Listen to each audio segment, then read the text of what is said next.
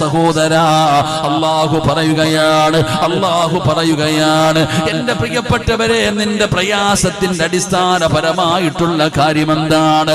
വമൻ അറദ അൻ ദിക്രി ഫഇന്ന ലഹു മഈസതൻ ലൻകാ. അല്ലാഹു നിന്റെ മഈസത്ത് തകർത്ത് കളഞ്ഞല്ലോ. നിന്റെ ജീവിത മാർഗത്തിൽ നിന്ന് ബർക്കത്ത് നഷ്ടപ്പെട്ടു പോയല്ലോ. സാമ്പത്തികമായി പ്രയാസമായല്ലോ. നിന്റെ കച്ചവടം മുഴുവനും പൊളിഞ്ഞല്ലോ. നിന്റെ വരുമാനം മുഴുവനും നിലച്ചല്ലോ. പെങ്ങളെ അല്ലാഹുവിന്റെ ഖുർആനിനെ പരിഗണിക്കാതെ വന്നപ്പോ, അല്ലാഹുവിന്റെ കലാമിന് കൊടുക്കേണ്ട സ്ഥാനം കൊടുക്കാതെ വന്നപ്പോ അല്ലാഹു നിന്നെ തകർത്തതാണ്. നിന്റെ കച്ചവടം പോയതാണ്. നിന്റെ കച്ചവടം നഷ്ടപ്പെടുത്തിയതാണ്. നീ പടച്ചവനെ പരിഹസിച്ചുകൊണ്ട് നടക്കുന്നവനാണ്. അല്ലാഹുവിന്റെ ഖുർആനിനെ ബഹുമാനിക്കാത്തവനാണ്. അതിന് കൊടുക്കേണ്ട സ്ഥാനം കൊടുക്കാതെ വന്നപ്പോ പെങ്ങളെ എല്ലാം പോയി മോള്.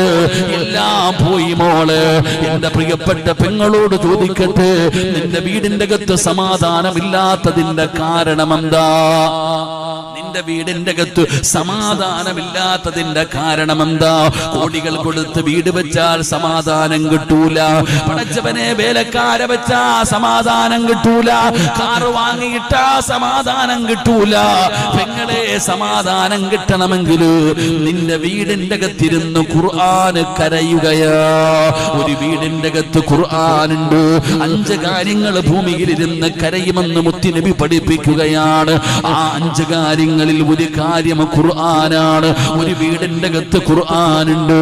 ആ ഖുർആൻ ആ വീട്ടുകാര് പാരായണം ചെയ്യാതെ വന്നാ ഖുർആൻ വീടിന്റെ അകത്തിരുന്ന് കരയുകയാ.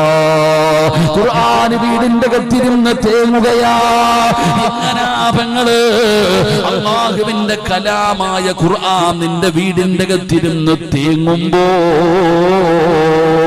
അല്ലാഹു സമാധാനം തരുമോ? ഉമ്മ മനസ്സറിഞ്ഞിട്ട് പറവുമ്മ, തൊട്ടിട്ട് എത്ര നാളായി? അലമാരിയുടെ മുകളിൽ പൊടിയടിച്ച് കിടക്കുകയാണ് ഖുർആൻ.